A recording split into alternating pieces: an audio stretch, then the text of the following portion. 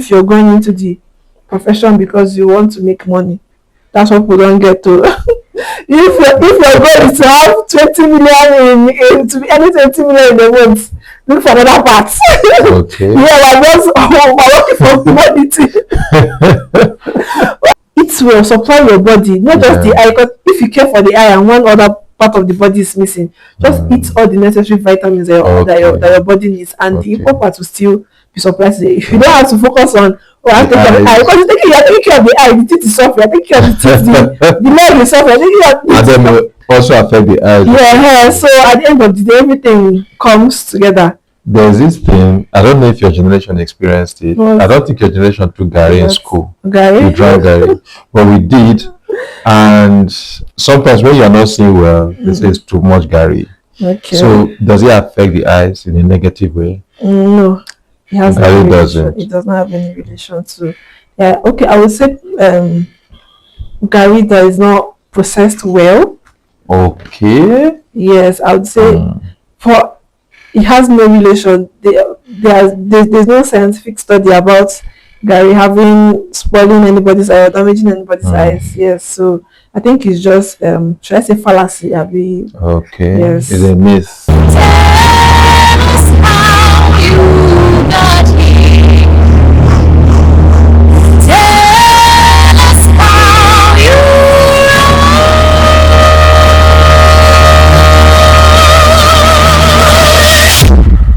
Have you ever wondered what happened to your eyes when you scroll through your phone non-stop? Or that innocent glasses that was given to you at the hospital, how does it affect you long term? We have someone in the studio that answers this question daily. Her name is Dr. Chinwendu Amogo. She's an eye doctor. If you care about your eye, I think it's better you invest your 1 hour with us. If you also care about the eyes of your loved ones, it's okay to share these videos to them. Ladies and gentlemen, let's put our hands together as we welcome Dr. Chinwendu. Good afternoon. Yeah, Chinwendu, how are you doing? I'm fine, thank you. How are you? Yeah, I'm good. I have this question that have been bothering me, and the question is this: why eyes? I mean, there are so many organs in the body, and you require the same brain power to study anything you want to study on earth, but you choose to be an eye doctor. Why eyes? Well, the thing is, eye care is one of the professions that you can change someone's life in minutes. Yes, because I have a personal journey with eye care. Okay. I remember in JS2 or so, I once wrote a test that I failed woefully because I couldn't see the board clearly. I could see the board, but the numbers were mixed up. So I failed that test there, and after I was so convinced that I passed, so I went to the teacher and I was like, why did I fail this thing? I got all the how maths is now, and then he said, you know 3 when you're supposed to write 4, you're supposed to write 6, and then it was just, I think that was the beginning of my journey in eye care. Okay. So and during the holiday, I went to the optometrist and they gave me glasses. And so looking back now, I realized that what I had then was what we call astigmatism. Yes, where light scatters, and then you pick some things and then you don't pick some. Yes. So I think eye care for me is personal. It's about changing the human life. You can change someone's life in minutes. And the joy of seeing someone happy after you've refracted them is just what keeps me going. And it's a beautiful superpower to have. Okay. Yes. Okay, I think it's very personal, because personal. I've been wondering, there are a lot of things you could have done. Yes. And it looks like you are called. When I see people pick careers based on personal reasons like this, it looks like they actually beckoned to serve. They were called by whatever they believe in, to do whatever they do. Like in your own case, you're an eye doctor. Okay, what's the one thing we do daily, that make eye doctors like you want to scream our name and say, stop? If I have to start, it will be a lot. Oh, a It will be lot. a lot. Okay, now it looks like maybe I'm guilty. What's that what you will do? Okay, you know humans, you can charge your phone once it's 20%, you're running around to look for chargers to charge it. Okay. But when it comes to your eyes, it has been serving you since birth. You care very little about it. So I would say one thing that humans do, one thing that you people do that I think is off, is not giving attention to your eyes, not caring much about your eyes. And you will see people scrolling on TikTok by 2 a.m. You see somebody arguing on Twitter at 3 a.m. just bantering, and nobody cares about their eyes. And by the time they come into the clinic, the situation is already bad. And so now you have to start the whole process of something that could have been avoided at the beginning stage. So I would say that's our major concern as optometrists. Okay, you said something about people going and scrolling through their phone all the time, and when you mentioned Twitter, mentioned TikTok, the common denominator there is their mobile device, right? Yes. I'm also guilty of it, but not necessarily 2 a.m. anyway. But is it scientifically proven that screen damages the eye on the long term, or is this just a myth what you believe out there? The thing is, the screen is not the problem here. They are not the villain. Oh, okay. The habit is. Okay, so we are the villains. Yes, you're the villains, not the screen.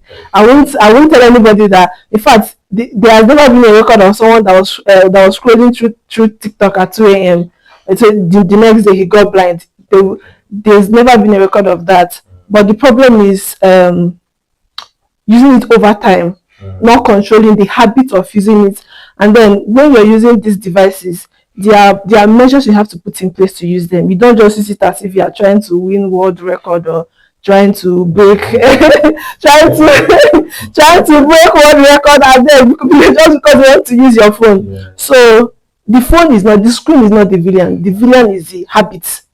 Not putting measures in place, not doing the things that you're supposed to do when you use the screen. Of course, people work from their screens. People use laptops all the time. So nobody's going to tell you to toss your laptops or your screen into the Atlantic Ocean just because the blue light is going to. It has nothing to do with that. But there are measures, there are things that you have to do to make sure that you balance it. Okay, what are the things? Is it glasses, special glasses? No, it's not special glasses, because you can use glasses. First of all, we're going to talk about how the eye works when you're using a screen, when you're using a laptop. So when you're using a laptop, it's close. Okay.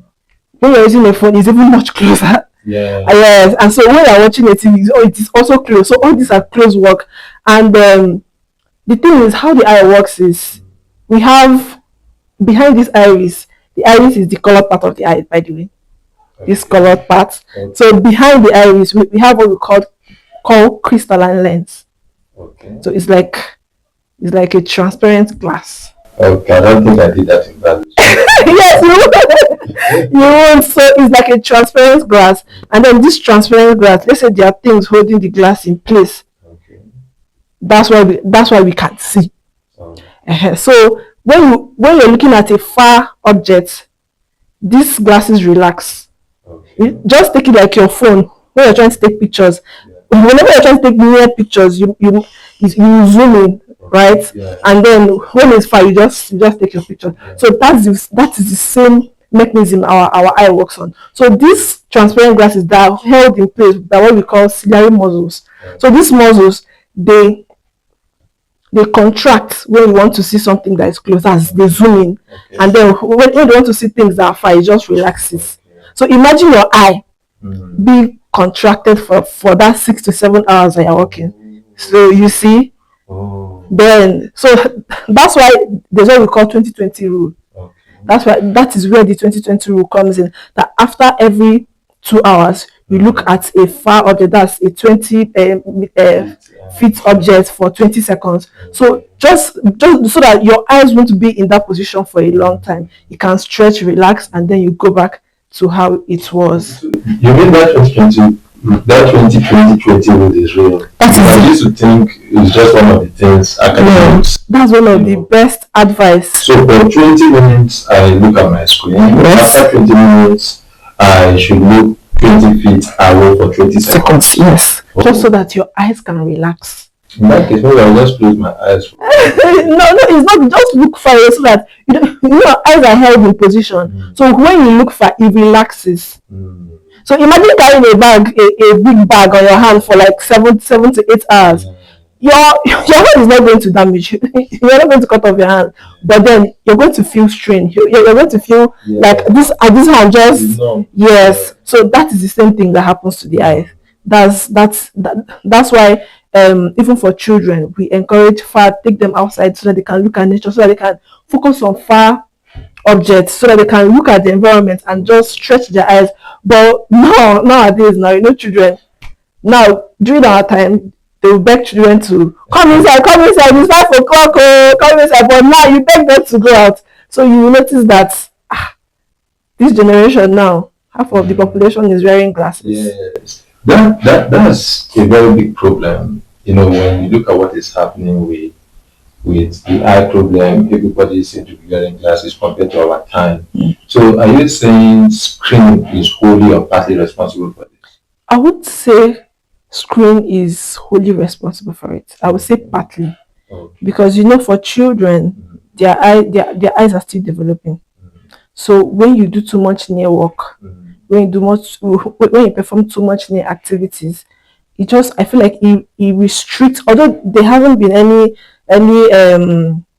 research to conclude that it is the reason why why myopic progression is at a rise right now, but it contributes, I would say 50% contributory factor to why so many children now wear glasses, why myopia progression in children is on the rise. Okay. This is speaking of myopia, there is this stats I don't seem to like. It doesn't sit well with me. And they said half of the world population will be myopic by 2050. And the problem is when you get this kind of stats and then you look at Africa and how we respond to healthcare now, you find that it will not be half of the world population. We may be looking at 75% of the world population here in maybe West Africa. So what can people like you, people in the government, what can they do to stop this, this forecast, to ensure it doesn't come to pass? I would just say is, like I said, the young ones are going to be the main people that contribute to that 75%, because we're already over there. So it's the ones that are coming up. So the same thing I'm saying now, just outdoor activities. Promote outdoor activities. Allow your children to play, because there are parents who limit screen time for their children. But you see, outdoor activity, nothing can be compared to it when it comes to child development. Yes, so I would say I would encourage outdoor activities. Go out, play. Allow children play outdoor. Yes. Yes. Play football.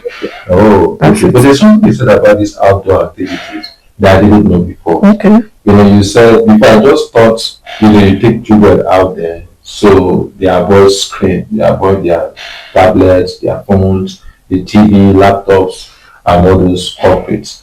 But you said something that the outdoor activities is to also make them see things from afar. Yes. Can you really expand on it? Okay, like I explained earlier about the processes of accommodation, the ability to see far and see near, and like how that's what we call accommodation. Oh. Yes. It's called accommodation. What does it do with where we live? No. No. This was accommodation for in eye. So the ability for the ciliary muscles that I told you about to adjust for far and for near. The process, it's called accommodation. So like I said, when we promote far accommodation, when we allow children to look at far, it helps because they are still their eyes is still developing. So they get used to both for far and for near. If you notice, after some time, when you perform a near walk for a long time and you look up, you notice that everywhere might be blurred for some time. It's called accommodative spasm. So it means that your eye has been in that state for a long time. So when a child, all they know is performing near walk, watching TV, watching Mrs. Rachel. That's what it's called, Miss Rachel, and listening for a long time. Over time, that's what the eyes gets used to. Yes. So That's why we promote outdoor activities. They should go out, see the environment, walk around, promote far walk, promote near walk, and at the end of the day, everything is stable. Although there are still other causes, other contributory factors that can lead to a child having myopia, that's short-sightedness. But this is one of the ways to say in the right direction to help minimize the progression.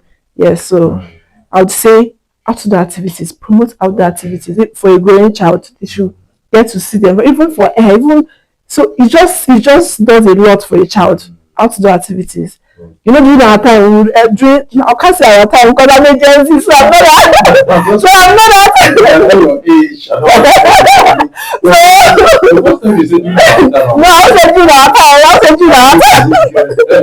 I'm a Gen Z, so yeah, during my time, you'd go outside to play. I say, come in. I can see this. The time is 5 o'clock, and then you just be so happy. But now the parents are the ones begging the children to go outside because they want to stay, they want to watch cartoons, they want to play on their tabs, they want to. So all these things, they're just doing more harm than good. Okay. Yes. So it's very important parents encourage outdoor activities. Yes. Okay, so that's the responsibility of the parent. Yes. And we need screen time also. Yes. But then let's also look at the responsibility of the government. The government? Yeah.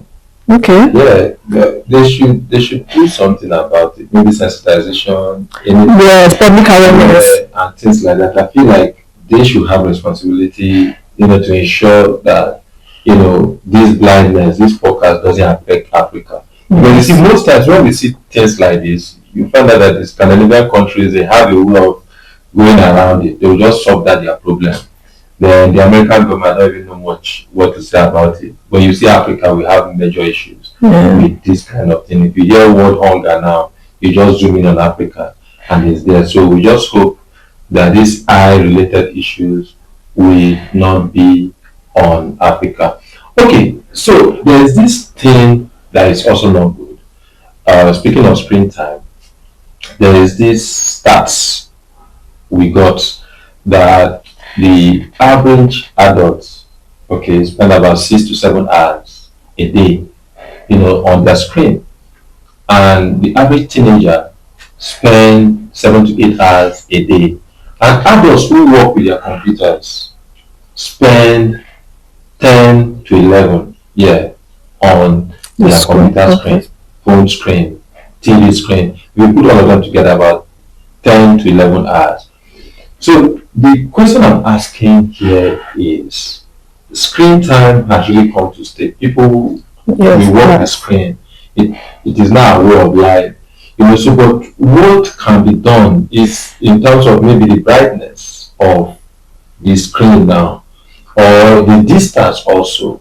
Because there's a major, I don't think there's a major difference from bringing the screen close to your eyes and maybe taking it here. I know the 2020 thing you talked about. Then what about the brightness? Does reducing the brightness affect the screen, affect our eyes with respect to how we use the screen? Okay. You said the average adult spends 6 to 7 hours daily on their system. So the thing is, working on your system, the normal blink rate, that's the amount of time that you're supposed to blink in a minute, is supposed to be from 15 to 20 times. So like this? No, in a minute you're supposed to blink from 15 to 20 times. Okay. And when you're using a screen, when you're watching something, that time, the 15 to 20 minutes can be cut into half. You notice that maybe 10 times in a minute, which is not good, because when we talk about the eye, there's this stuff in front of our eyes. It's called the tear film. Tear film. FILM. I've never heard of it. Yes. So it's just like, I'm going to explain it to you like you're a child, so that because I know that you're not in the medical profession. So it's just like, when you have a glass, or let's use something, a cellophane, something, something that is so it's in front of our eyes. It's supposed to, it helps when we blink our eyes, it's supposed to lubricate. Okay. Yes. And so the glass in front of, let's use for example that it's a glass. So on top of the glass we have oil. it's made up of layers. There's an oil, there's a mucin layer. So it's supposed to keep our eyes moist. Okay. And so when we blink, we lubricate the eyes. Like for every time we blink, the eyes we get to lubricate our eyes. So when you're staring at a screen, you find out that the blink rate has been cut into half. And so which means that the amount of time you blink has reduced, and then the lubrication too has, you know that for every time you blink, you lubricate. So when the amount of times you blink now has been cut into 5 or 10 times, you will notice that, oh, this eye that's supposed to be oily and shiny is no longer there because it's now evaporating faster than we blink. Okay. And so you will now notice that, oh, your eye is burning. Some people come into the clinic and they say, oh, I'm feeling sandy sensation. Or some people they say I'm tearing. I'm like, but you have dry eye, and they say, but I'm tearing. The tearing is not that you have, the tearing is just reflex tears. Your brain is trying to tell you that, oh, this eye dries up, like, send signal to the brain that this surface is no longer as smooth as it's supposed to be. So it happens we call it, these symptoms make up what we call the computer syndrome. That's so when you use the screen for a long time, you start to notice that blurry vision. Some people headache. Some people, they start to feel sandy sensation. Their eyes get very dry and everything. So the advice that I would give for somebody that spends 6 to 7 hours a day is to take breaks. Always take breaks. Okay. So for every time you use the system, take breaks. Look away. Leave the system, walk around. Just take little breaks for your eyes. Okay. Because at the end of the day, our eyes are no machine. So whatever happens to your eyes, if it's the wrong part, yes, we will do our part as optometrists, but it is with you to live. So imagine carrying a bag every day, 6 to 7 hours, every day, 6 to 7 hours, and the eyes are not getting any rest. And so, yes, I know that money has to be made. Money has to be made, but let's still try and care for our eyes. About it because I am a culprit. I know. Spend time on the screen. So as you are saying this, I'm just going around it. I'm like, okay, Kelechi, what are you going to do about this? Because many of us spend time on our screen. But there's this thing that happens to some of us. It has stopped. At some point, it happened to me, I think about 8 months ago. Also, there's this muscle spasm, as if after using the screen, I'll be noticing like it's twitching. Yes. That's the word. Yes. So what causes it? Stress. The eye, rest your eyes. The eye is under a lot of stress. Okay. It's not about drugs. You don't need to go and look for drugs to take. Just relax your eyes. The muscles are active. Do you know what it means for something to work 2/7? If I'm 25 years, it means that my eyes have been active for 25. And you know the funny thing, people take rest. People like, oh, my leg is paining you. You go and lie down, you stretch your leg, and then, but the eyes are always active. They are always coordinating binocular movement. They are always tracking. They are always doing one thing or the other. So the eyes don't get enough rest. We don't rest our eyes. And the funny thing is, the eye is one of the the eye is the most important organ as it is now in the body, because if you want to cut off my hand, you can go ahead, but don't do anything with my eyes, because once the eye has gone, the taste of life has gone too. So it's surprising how people don't care for their eyes. Yes. So the spasm you talked about is your eye is under a lot of pressure. Sometimes you need to rest. Sometimes you need to just close it. Sometimes you need to just avoid the near work or take breaks. Okay, so the simplest way to explain blue light is you need a pack of crayons. So this light that we see now, this visible, it's like the visible light. It's like there are different colors. We have red, we have orange, we have yellow, we have blue, we have indigo, and we have violet. So all these colors make up the visible light that we see. So now in this visible light now, so it's like we have, like I said, we have red and we have blue. So the red now is like the calm child. Oh, I don't want to play, I don't want to do anything. While the blue, that's the blue light that's make up the visible. It's like the child that is everywhere. Oh, I'm awake, let's go and have fun, let's go and play, let's go and do this one. So that's what we say the blue is now. So now the blue reminds us that, oh, this is day. This is, I think, and the thing about blue light is that it has so much PR. It has one of the best PR. So blue light Want people hear blue light, they don't even care. Whatever, hey, blue light. But it has the best PR. Oh, so everybody is exaggerated. Yes, used for marketing. Yes, it's to sell. Because I was heading there to look at the blue light glasses and see how effective they are. Yes, so it's like it is exaggerated. They have blue light has the best PR. If you see someone trying to buy blue light for you, tell them please bring on all the types. But yes, the thing is, blue light is like I said, it's the loud child. It's supposed to tell us that this is day, and we get the largest amount of blue light from sun. We get it from screens, from laptops, from LED lights, but it helps to keep us active. So at night when you carry your phone and it's now, first of all, at night by 2 a.m. your body has sent melatonin to show you that it's time to sleep. It helps us to sleep. And then you now carry the blue light that will not tell your brain, it's not time to sleep, it's time to be awake. Are you seeing the confusion? Yeah, so that's why it's not good for us to look at our phone a few minutes before sleep. Yeah, so sometimes you notice that you might want to sleep and then you carry your phone, the sleep will just disappear. Yeah, it's true. Me, when I was in university, before I read, I make sure I press my phone because once I press my phone, the sleep has gone. Because now the blue light is trying to tell your brain that it's not time to sleep, it's time to be awake. Do you get? And then your brain is telling you that melatonin don't come, it's time to go to bed. And so the two confusion is that's where it comes from. So for blue light, we have what we call blue cut lenses. Okay, that's where the glasses comes in. Yes, that's where the glasses come. If you notice the glasses that you see and you see blue something, you say, it's for screen, it's for. So what that does is that it just reduces the amount of glare that is entering the eyes. So it helps people feel more comfort, and then it helps people sleep better. You get now the amount of glare entering your eyes is no longer as much as it would be when you're not using the blue cut. You've seen blue cut lenses, but you will see mine is photo AR, so you might not really see the blue this thing, but you will see that they tell you people that are into tech, people that use their system, they this blue cut lenses is I prescribe it for my patients because it helps to reduce glare, but then it doesn't stop your eyes from damaging, or it doesn't like how people exaggerate it to be. When we talk about damage, maybe we can talk about ultraviolet lights rays, but for blue lights, it just it helps. It's for alert. It comes from the highest amount of blue light is from sun, so it helps keep us alert to say, this is daytime. This is so that's what blue light is basically all about. You actually explained like a baby. Yes, and you did you did a very good job there. And I want you to look at this. What's the relationship between sleep and eye health? Since we are mentioning sleep now. Sleep and eye health. What do I say about sleep and eye health?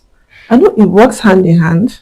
Okay. So when we say sleep, when you're sleeping, your eyes are relaxed. Okay. That's so why it's time for them to rest. Just rest your eyes. Okay. So sometimes you notice that for you to sleep, first of all, you have to close your eyes. That's why in planes they share this stuff, this thing that you cover so that you can. So does it help? It helps for people who are trying to sleep. Okay. First of all, once everywhere is dark. First of all, your brain just tells your body that it's time to go to bed. Start shutting down. Start shutting down. So just that way. But you cannot be looking at screen and you're just looking at LED lights and you're saying, I want to. Yes. Some people that are blessed like me, I can sleep even if all the LED lights here. I'll still go to bed. But the thing is, sleep and eye health, they are not too far apart. They're not too far apart. So yes. Okay, so it's good to sleep. The more sleep we have, the more our eyes get to rest. Sleep is good generally for the whole body. Okay, so with respect to eyes, it's still the same 8 hours sleep. Yes. So that 8 hours, something should be done about it because it's not feasible. Do you sleep up to 8 hours a day? Like I said, I don't have a problem with sleeping. I do not have a problem with sleeping, but yes. I can't remember the last time I did 8 hours. 8 hours. Yeah, but I do 6. I do 6. I do 5 daily. Then I do 6 from time to time. I think the minimum should be 6. Okay. Okay. Yes. 6. So, but Now, does it affect my eyes? Not sleeping, like I Up said. to no, the health now, the health that is understandable. But what about the eyes? But you just complained of twitching. Yeah, that was like 8 months ago. But yes, all these things you just have to. You're resting your eyes because your eyes are active throughout the whole day. It's not like your leg that you walk with this and say, "Oh, my leg's paining. Let me sit and rest." Yeah. So it's like even when you're resting your body, your eyes are active. You can say, "Oh, I want to get some rest," and then you relax. But your eyes are open. You're looking around. You're coordinating binocular activities. By the binocular activities is how two eyes work together to produce one image. Okay. So that one is a different explanation on its own. So even when you're awake, your eyes is trying to coordinate binocular activities. Okay. When somebody moves, you're tracking them. You're tracking this one. So your eyes are like in fact, they are like walking over time without pay. I can't do that. If I work that much, you have to raise my pay every time. But then your eyes just do that for free, and that's why we take it for granted because some people they come into the clinic and they're having headaches, and they say, "Oh, I'm having so much headache." I'm like, "You're having headache? That's because your eye is crying for help. They're crying for help." Especially when the headache is frontal, the eyes are tired. They're crying for help. They need help. They're telling you to do something and you feel like you don't want to do it. So yes, when people come in and they have a complaint, or maybe they say their eyes are tearing, or they're experiencing blurry vision. All these things are like they are the endpoints, the processes, or the strain, the overwork has already been done. All this one is just I think like it's just the product of what has already been done in the eyes. Yeah. So yes, rest is very important. You can't overemphasize how important it is to take good rest. Okay. All right. So I believe you're watching, and I've taken my own advice also. Rest is very important. I'm getting that. And it's not healthy for me to sleep for just 5 hours. So 6 hours is the barest minimum. Okay. Now, let's come back to it's the same eye thing. Of course, we're looking at screen, you're looking at eye. Now, if you computer systems, they have it too. I don't think any television, any TV, I don't think they have it. But your phone, they also have this dark mode. Okay, I prefer working with dark mode, but sometimes I ask myself, does it help? Does it help compared to your white mode and your dark mode? Yeah. For the dark mode, I'll just say, just like when you're cooking and you put salt, if the salt is too much, the food won't be nice. If the salt is too small, you won't still feel the taste. So everything has to be balanced. Make sure that your screen and the brightness of your screen is the same as the environment. Okay. So like those with our cover blankets now, they'll not be pressing their phone under the blanket. It's not balanced. So if you're if your environment is bright, make sure that the screen of your phone and the environment is the same. Although it can give more comfort when everywhere is dark and you're pressing your phone. Yes, you feel more comfort, but then the eye is working over time because more light is entering the eyes. Oh, that's a compensate. Because you know that in dark rooms at night, the eyes widen. The pupils are dilated. Yeah. Okay. So if you put off all the lights now and you check your pupils, you notice that they are wide because now they are open to taking more light. So if at night the room is dark, your screen is like two of them are just nothing is compensating. Everything is just your eyes. The environment is saying everywhere is dark. Your eye is saying I'm seeing light. So it's just that's why it has to be equal. Okay. The light, the screen of your phone, that's the light sensitivity, and the environment has to be equal. It has to be of equal brightness. So one shouldn't be above and one shouldn't. You can increase your font size, you can increase all those things, but the light that's entering your eye, it should be equal with the environment. Okay. Speaking of sizes, you say we can increase our font size and all. But what about screen size? I want to ask you this question.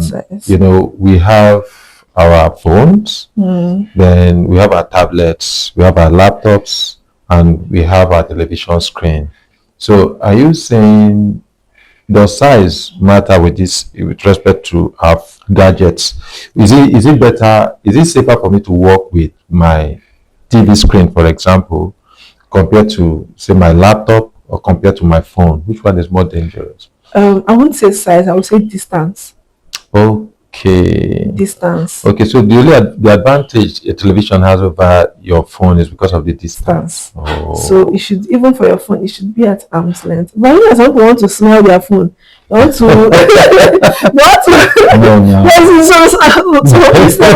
it's almost touching their eyelid. Why is your phone that close? Are you smelling it? So you will see that for a TV is far. Yeah. For a screen, it's even on for your laptops, maybe it's on this. But for your phone, you see. What are you trying to see? Are you I don't understand. Is it for palatable? Do you want to do you want to have, so yes, it's not about size, it's about distance. Oh. Because the closer the screen is to your eye, the more work your eye do. I've told you about the zooming and the zooming out effect. Yes. So the more closer it is, you notice that even when you want to take pictures, if the objects are, you have to zoom in. So if the phone screen is closer to your face, it means more work for the eye, more work for the contracting and for the contracting muscles. So yes, I would say it's distance, not size. Okay. The distance from the eyes.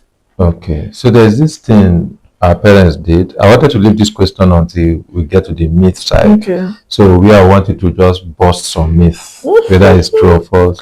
But I will throw this question here. You know, when we were little, we were not advised to watch the TV close, you know, watch the TV when we are very close to the TV. So, but does it affect us? Like, yeah, is it better we just watch from a very far place? Yeah, some people might be very proud of me for what I'm about to say, but that is not even our concern. That is not the main concern. Okay. The parents' concern should be about why the child feels the need to be that close to the TV. Okay. Okay. So it's not like it's going to spoil, it's going to damage your eye or spoil your eye like how some people say. It's about, the question here is why does a child feel the need to sit very close to the TV? So distance doesn't matter with respect to the if TV. Your child is, if every time you put on your TV and your child is trying to sit very close, it's telling you something as a parent, that maybe this child is not seeing very well from far. Oh, okay. Yes, maybe this child it means that there's a problem, because the normal child will sit where they can see the TV. But if a child is always trying to be very close to something or sit very close to the TV, it's telling me that teacher might not be seeing this TV very well. So it's not about if it's swelling their eye or if it's damaging their eyes, or it should tell you why does this child feel the need to sit very close to the TV. Just like how if you give a child a book to read and they bring it very close to their face, it's not that you don't come and say, oh, this book will damage your eye. It's why does this child feel the need to bring this? There's a problem. Yes, it means that there's a problem, and that's one thing our parents didn't really take note of. Then so, even when you're using your phone, they'll tell you this one will spoil your eye, this one will spoil your eye, but that shouldn't be the question. It should be, why are you still close to this TV? Why are you this close to this TV? Can't you see it from here? Can you see it from this meter to this meter? Can't you? Why are you close to the TV? Not, it will spoil your eye. Okay. So what should parents do? I think just good monitoring. Okay. No, I mean, if you see a child that's always looking at bringing the book very it means close, that there's a problem. Or it means that close to the TV. Yes, it means that child needs help. Okay. It means that the child just monitor your child. If your child always feels the need to bring something very close to their face, it means that it could be that they are not seeing it very well, or it could be that their color, you know how people are colorblind or color sensitivity. It could be one of many things. So it just shows that there's a problem and you have to look into it. Okay, so they should see people like you. Yes, they should see people like us. Okay. All right. There's this trend I'm noticing. It looks like we are having more people wear glasses, especially among the younger people. You know, I know you are putting on glasses. Yes. I'm not referring to you, but what is happening? Are eyesight going bad? You know, or people are becoming more aware, and they are now putting on glasses a lot more, or is both? Okay. I would say it's because, like I said earlier, too much near work for children. Okay. So too much indoor activities now. Obviously, the rate of myopia progression is now high, and also because then, you know, when you have eye problem, I don't want to call it stigma, but people didn't want to wear glasses. So you see somebody that has eye problem, and their mother is saying, "God forbid, Holy Ghost fire! My child cannot wear eyeglasses. My child cannot wear Holy Ghost fire. What my own God cannot do that." But now people are beginning to accept that, oh, it's just an aid. It will help you to see better. There's nothing wrong with it. So I think that's one of the reasons why people wear glasses more now, because parents are now accepting that, oh, my child needs this, and it will help them. It's not a disease. It's not something to be ashamed or cry about. Because then although it still happens, when it's coming to the clinic and you tell them, oh, this your child needs glasses, and they say, God forbid, nobody in my family has ever worn glasses. My child cannot start now. But you can't compare now and then. Now people are now more aware. They are more aware of how important it is to just help your eyes with the glasses, and then also the indoor activities that I talked about earlier. So yes, I would say it's a combination of awareness. It's just awareness, because even the too much TV and too much misreading now it's still too much. It's still too much awareness. So yes, I would say that's the reason. Okay, now this one is a bit personal, because I was saying very well, or so I thought, and professionals like you came around and they ran some tests and found out that there are some font size I could not see, so they recommended glasses. But here, this is where the problem is. I found out that since I started using these glasses, the things I could read before can no longer read them. I mean, with respect to the font size, or even the font style too. So what happened? It looks like my eyes started depending on the glasses. So without those glasses, I can no longer see it. So does it mean that my eye is going bad? Or it's just dependent on the glasses and it's still okay? Okay, it depends first of all on the type of glasses they give you and your age. Okay. See, the thing is that when as we grow old, we get to a point, we enter what we call presbyopic age. Okay, what does that mean? Speak English. So presbyopic age, once you've entered your 40s, from 40 to 1, your eye muscles, you know that, like I said, they've been doing so much work, resting for now, it becomes rigid, so you won't be able to see things that are very close to you. That's why you see our parents, they would hold the to take it further away from the eyes. So that's because they are now of presbyopic age. So it could be that when they gave you the glasses, you have not entered your presbyopic age, but now you have entered. Yes.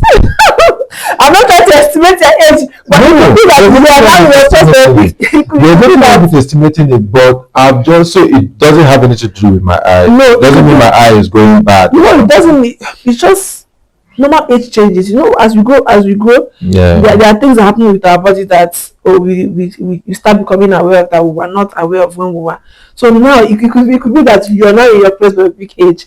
And I think one of the common misconception people have about glasses is that it spoils your eyes. So if you used to wear glasses before, now the things I used to see before, I cannot see them well. That's because your brain has gotten used to seeing so well that you can't even remember how bad your eyes was before. Oh, so yes. Okay. Your eyes have gotten, you know when you're having eye troubles and you are not seeing well. Now they've given you glasses, you can read everything, your brain has forgotten how the eye used to see before. What you now know about is the new vision that the glasses has given you, the new how clear everything is. So when you move that, is this how I used to see before? These glasses have spoiled my eye. But no, that's not the reality. It just means that your eye has gotten adapted to seeing better, that the old self has passed away. So you are now into with what's new. Okay. So the eyeglasses, like I said, the eyeglasses doesn't spoil. It doesn't deteriorate anybody's eyes. Okay. It doesn't spoil. It doesn't make your vision go bad. It just helps. Okay. And if you're wearing it, even one of the misconceptions that the glasses will heal your vision, or if you wear it for some time, the vision will heal. I was getting to that. It would not. It's just let me ask you, can a short man grow tall? No. Can a dwarf grow tall? No. Yes. So but why did they use man? Okay, so a short woman cannot grow. Yes. So if when you're wearing the glasses, it does work. when you move it back to factory setting. Okay. Yeah, so it just helps. Just go about your daily life and not really that much. So let's leave the screen for a moment. The question I have here is this. Let's look at this myth, right? Around food. So we're talking nutrition now. So does carrot help? Yes, carrot is good for the eyes. Oh, can you explain the science behind it? I think the carrot is, you can eat one basket of carrots and it's not going to make your vision, if you have myopia or hyperopia, it's not going to correct it. You just give you healthy eyes. Not how your eyes are just healthy. Just helps with night vision. Yeah. Yes, that's just what it's for. It doesn't. I hate to say, oh, it's carrot. Oh, it's carrot. Oh, don't worry. I once told the patient that, oh, you need glasses. She told me, don't worry, I'm going to improve on my carrot intake. If you like, eat all the carrots. Eat all the carrot is just do everything. Nothing will change. But it just like how you take vitamin C now to just help, just keep our body in check. That's the same way carrot is. It doesn't mean that it's going to cure you. It just helps even for there's something we call night vision, cones, rods, all those things. It just helps to keep everything in check. Just supplies the retin A, the carotene that is necessary for good healthy. Yes, that's just what it's for. Okay, thank you. Not to eat one basket of carrots. So apart from carrots, okay, do we have foods that are very good for the eyes? Maybe foods that contain vitamin A or any of these things that will be good for the eye? Say carrots. There's we have fish oil. Yes. So there are so many of them. In total, just eat well, supply your body, not just the eye. Because if you care for the eye and one other part of the body is missing, just eat all the necessary vitamins that your body needs, and the important part will still be supplied. If you don't have to focus on I take care of the eye, because you're taking care of the eye, the teeth is suffering. You're taking care of the teeth, the leg is suffering. And then also affect the eyes. Yeah. So at the end of the day, everything comes together. Take care of your general health, because if you're hypertensive, it has ocular manifestation in the eye. What does it mean? If you're hypertensive and it's not controlled, you can have what we call ocular hypertension. Ocular hypertension. We call it hypertensive retinopathy. Okay, now so if you have diabetes and then it's uncontrolled, you have what we call diabetic retinopathy. So all these things, everything, how you take care of your body. If you don't take care of your body, you will have ocular manifestations, and so it's not just about the eye. Just take care of your general health, and everything will just be okay. Okay. There's this thing. I don't know if your generation experienced it. I don't think your generation took Gary in school. Gary? We drank Gary, but we did. And sometimes when you're not seeing well, this is too much Gary. Okay. So does it affect the eyes in a negative way? No, it has Gary doesn't. It does not have any relation to. Yeah. Okay. I would say Gary that is not processed well. Okay. Yes, I would say for it has no relation. There's no scientific study about Gary spoiling anybody's eye or damaging anybody's eyes. Yes, so I think it's just should I say fallacy? Okay. Yes. It's a myth that is not true. Yes. Okay, so fine. There is this thing also we experienced when we were growing up, and you are studying, maybe NEPA interrupted, and you maybe on the candle, you light the candle, and some people advise you not to. That is, it damages the eye. Is it true? Reading with candle, reading with lantern. I mean, now we have rechargeable, but when I went to school, my generation went to school, we didn't have much of rechargeable, as much as we have now. So does it affect the eyes? I think they're all myths. Oh, it doesn't affect the eyes. So you can read in the dark. I think if there's going to be any problem, it would be for maybe the smoke or the concern from the smoke, because the candles but there's no study to show that people who read with candle or people who did not read with candle had bad eyesight after. Okay. Yes, so I think they're all just myths. Okay. All right. For people, at what age? Because I noticed that people say our eyesight goes bad with age, and there's something you said here that seems to support it. Presbyopia. Yeah. So when do we have optimal sight as humans? What age? Is it when we're kids? Yes. Oh. I would say when we're kids. Okay. I would say from 10. But the thing is, if you have for children who are myopic, their child is when the myopia can progress.